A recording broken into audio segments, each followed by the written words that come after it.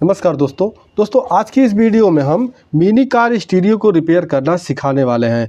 दोस्तों इसमें जो यहाँ सबसे पहला प्रॉब्लम है ये है कि इसका जो ये इंडिकेटर है ये जल रहा है, लेकिन यहाँ कोई भी इस पैनल पे कोई इंडिकेशन नहीं है। सबसे पहले मैं आपको चेक करके दिखा देता हूँ। यहाँ देख सकते हैं मैंने 12 वोल्ट का बैटरी कनेक्ट कर दिया है, ठीक है। अब यहाँ पे हमारा एक इंडिकेटर ये जल रहा है, लेकिन ये और कोई पॉइंट हमारा नहीं जल रहा है, ठीक है। देखिए ये भी हमारा बुझ गया, ठीक है।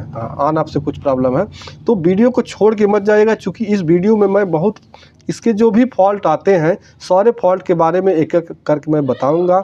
और ये गारंटी है कि इस वीडियो को देखने के बाद इस तरह का कोई भी अगर आपका कार स्टीरियो होगा तो आप उसे इजी रिपेयर कर सकते हैं। तो दोस्तों यहाँ देखिए, सबसे पहले क्या करते हैं, फटाफट इसके हम चारों स्क्रू खोल लेते हैं। स्क्रू हमारा खुल चुका है, अब इसको हम बाहर यहाँ इस तरह से निकाल लेते हैं, ठीक है। बाहर निकाल के अब क्या करेंगे, सबसे पहले यहाँ पीसीबी को हम इस तरह से रखेंगे जिससे हमको साफ दिखाई दे, ठीक है। हमको तो दिखाई दे रहा है, आपको दिखाई दे। यहाँ ऐसे कर लेंगे, क्योंकि हम एक काम करते हैं, इस बॉक्स को ही मैं यहाँ से हटा देता हूँ। अब दोस्तों मैंने बॉक्स को हटा दिया जिससे यहाँ आपको दिखाने में आसानी हो, ठीक है। अब यहाँ पे देखिए हमारा दो पार्ट में होता है। देखिए यहाँ पे क्या है, दो सप्लाई यहाँ चलती हैं। एक हमको 12 वोल्ट डीसीएम इसको देते हैं, तो 12 वोल्ट से हमारा जो यहाँ आईसी लगा होता है ऑडियो के लिए, उसको 12 वोल्ट एक्यूरेट वोल्टेज चाहिए। इसके बाद यहाँ आपका जो सामने पैनल होता है जहाँ हम ब्लूटूथ कनेक्ट करते हैं या चिप लगाते हैं, जो भी लगाते हैं, तो इसको चलाने के लिए क्या है, हमें 5 वोल्ट की ज़रूरत पड़ती है। अब ये 5 वोल्ट हमारा सबसे पहले ये देखना है कैसे हमारा 5 वोल्ट होता है। तो यहाँ पे आप पीछे देखेंगे तो एक रेगुलेटर आपको लगा हुआ नज़र आएगा। देखिए यहाँ पे जैसे कि ये 3 लेग का होता है ये ट्रांजिस्टर, ठीक है। ये आपका रेगुलेटर होता है जो 12 वोल्ट आप सप्लाई इसको देते हैं, 12 वोल्ट 9 वोल्ट जो भी देते हैं, तो ये एक्यूरेट आपको 5 वोल्ट सप्लाई देता है। तो अगर आपका ये पैनल नहीं जल रहा है तो सबसे पहले आपको क्या करना है, इसका 1 नंबर पिन पे आपको सप्लाई चेक करना है। जैसे कि इसका 1 नंबर जो पिन है वो 1 नंबर पिन ये वाला है, ये 1 नंबर पिन है, ठीक है। ये बीच वाला आपका ग्राउंड होता है, 2 नंबर है, और 3 नंबर से यहाँ आउट होता है। तो आपको क्या करना है, सबसे पहले सप्लाई यहाँ लगा के और मल्टीमीटर को लेना है, 20 वोल्ट के रेंज में आपको रख लेना है, ठीक है। 20 वोल्ट डीसी में रखने के बाद जो ब्लैक वाला प्राड है आपको ग्राउंड कहीं अर्थ कर लेना। अगर ऐसे नहीं समझ में आता है तो जो आपका बैटरी का वायर आया है ब्लैक वाला, देखिए कहाँ जुड़ा है, वही आपका ग्राउंड हो गया। अगर ये भी नहीं समझ में आता है तो आपका जो हीट सिंक होता है आईसी का, ये आपका ग्राउंड होता है, ठीक है। तो कहीं आपको पहले क्या करना है, ब्लैक वाले प्राट को इस तरह से ग्राउंड कर लेना है। ग्राउंड कर लेने के बाद 1 नंबर पे आपको सप्लाई यहाँ चेक करना है कि यहाँ प्रॉपर सप्लाई आ रही या नहीं आ रही है। तो देखिए अभी नहीं आ रही, यहाँ पे क्यों नहीं आ रही है, स्विच से हमारा थोड़ा कभी प्रॉब्लम कर दे रहा है, इसलिए यहाँ सप्लाई कट गया। अब सप्लाई बराबर है, अब यहाँ हम चेक करेंगे। अब देख सकते हैं यहाँ हमको 11.21 यानी जो बैटरी की सप्लाई है प्रॉपर यहाँ आ रही है। तो अब 2 नंबर आपका अर्थ है। 3 नंबर पे आपको 5 वोल्ट चेक करना है। तो यहाँ देख सकते हैं 5 वोल्ट नहीं, मतलब 4.92 वोल्ट, ये मल्टीमीटर का भी फ़र्क हो सकता है, लेकिन यहाँ 5 वोल्ट की लगभग सप्लाई यहाँ मिल जाती है।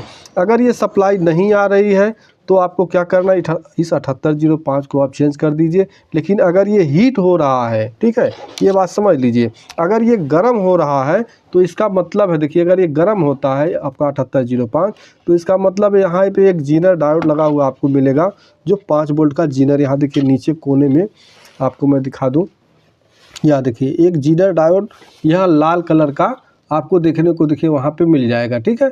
ये जीनर डायोड शॉर्ट हो जाता है तो भी यहाँ जो सप्लाई शॉर्ट होने की वजह से हमारा 7805 हीट होने लगता है। तो आपको क्या करना है, उसको जैसे डायोड हम चेक करते हैं ठीक उसी तरह से उस जीनर डायोड को हम चेक करते हैं। अगर आपको ये बीप की आवाज़ वो देता है तो शॉर्ट होगा, और अगर मतलब दोनों साइड से रीडिंग दे रहा है तो भी शॉर्ट ख़राब होगा। तो इस तरह से आप डायोड की तरह से इसको चेक कर लीजिए।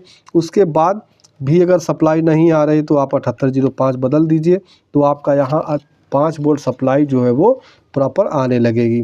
अब 5 वोल्ट जब सप्लाई आ जाती है, इसके बाद अब आप यहाँ चेक करेंगे जो ब्लूटूथ पैनल पे वायर आया हुआ है, जैसे कि यहाँ देख सकते हैं ये 2 वायर जो होता है ये आपका सप्लाई का होता है और ये आउटपुट का होता है, ठीक है। तो ये सप्लाई में एक माइनस एक प्लस यानी माइनस आप यहाँ जो ग्राउंड है यहाँ माइनस लगा देंगे और प्लस वाला जो वायर होगा यहाँ 5 वोल्ट जहाँ आपका आउट हो रहा है उस 5 वोल्ट वाले पे जोड़ लेना है। तो देखिए यहाँ हमारा वायर टूटा हुआ है, इस वायर को हम 5 वोल्ट वाले पे जोड़ देते हैं। तो अभी दोस्तों यहाँ मेरा वायर टूटा था, मैंने यहाँ जोड़ दिया, आ गया। लेकिन अब मैंने जो तरीका बताया है, तो अगर ऐसा नहीं कि आपका वायर टूटा है तो उस स्टेप बाय स्टेप फॉलो करके आप इसको इस तरह से क्लियर कर सकते हैं। देखिए आप हमारा यहाँ ब्लूटूथ पैनल जो है वो जलने लगा। अब यहाँ पे एक चीज़ और प्रॉब्लम आता है, मान लीजिए आपका जो जैसे यहाँ देख सकते हैं ये 2 वायर हमारे टूटे हुए हैं, ठीक है। तो ये भी टूटा हुआ है, ये अगर ये भी टूटा होता तो आपको समझने में दिक्कत होगा कौन सा वायर कहाँ जुड़ेगा स्पीकर का। अगर गलत जोड़ देते हैं तो आपका आईसी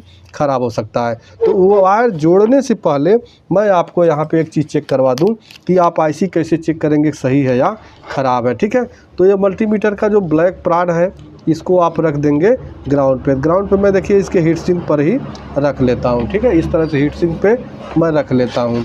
और मल्टीमीटर को डीसी 20 वोल्ट के रेंज में रखने के बाद यहाँ इसका आउटपुट पिन जो होता है वो 10 नंबर और 12 नंबर पिन होता है, ठीक है। तो 10 नंबर पिन कैसे होता है, यहाँ देखिए इस साइड से यहाँ गिनेंगे इस साइड से, तो जो 14 नंबर पिन होता है वो ग्राउंड होता है। आप ऐसे देख लीजिए, ठीक है। 14 नंबर पिन होता है ग्राउंड होता है। जिस साइड में आपका ग्राउंड पिन नहीं है ये वाला, यहाँ से गिनती करेंगे तो यहाँ से 1 2 3 4 5 6 ऐसे करके आएंगे तो आप देखेंगे जो 10 नंबर और 12 नंबर पे जो भी पिन होगी वो आपका स्पीकर के लिए आउटपुट होता है। तो अब यहाँ सप्लाई आप देख लीजिए, यहाँ जो आपका 12 वोल्ट सप्लाई आ रहा है वो कितना आता है, 11 नंबर पे आता है, ठीक है। तो 11 नंबर पे आपको सप्लाई चेक करना है कि मेन सप्लाई आ रहा है या नहीं आ रहा है। तो आप देख सकते हैं 11.10 यानी यहाँ वोल्टेज प्रॉपर आ रहा है। अब ठीक इसका आधा वोल्ट आपको आउटपुट वाले पॉइंट पे मिलना चाहिए, यानी 10 नंबर और 12 नंबर पे आपको आधा वोल्ट इसका मिलना चाहिए। तो यहाँ देखिए 10 नंबर पे मैं चेक कर रहा हूँ 5.66, ठीक है। और यही वाला सप्लाई अगर हम 12 वोल्ट पे 12 नंबर पे चेक करेंगे तो 5.69, यानी ये बराबर सप्लाई आ रही है।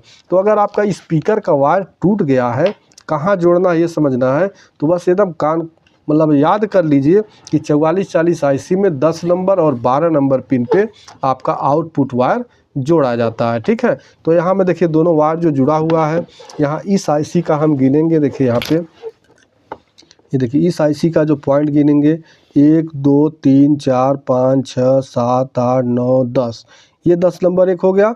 इसके बाद 11 सप्लाई है, 12 नंबर यहाँ फिर आउटपुट है, ठीक है। 10 और 12 पे आपको जहाँ भी आईसी पर भी जोड़ सकते हैं, जहाँ आपको जोड़ने की सुविधा हो वहाँ ले जाके जोड़ देंगे। तो दोस्तों यहाँ हमारा जो है स्पीकर का वायर हमने आउटपुट का जोड़ दिया है, ठीक इसी तरह से आपको भी जोड़ लेना है। इसके बाद आप इसे चेक करेंगे, अगर आपका साउंड क्लियर आ रहा है तो ठीक है, नहीं क्लियर आ रहा है तो आईसी चेंज कर सकते हैं, ठीक है। दोस्तों वीडियो पसंद आया हो तो वीडियो को लाइक कर दीजिएगा, चैनल पे नए हैं तो प्लीज़ चैनल को सब्सक्राइब कर दीजिएगा। मिलते हैं नेक्स्ट वीडियो में, तब तक के लिए नमस्कार।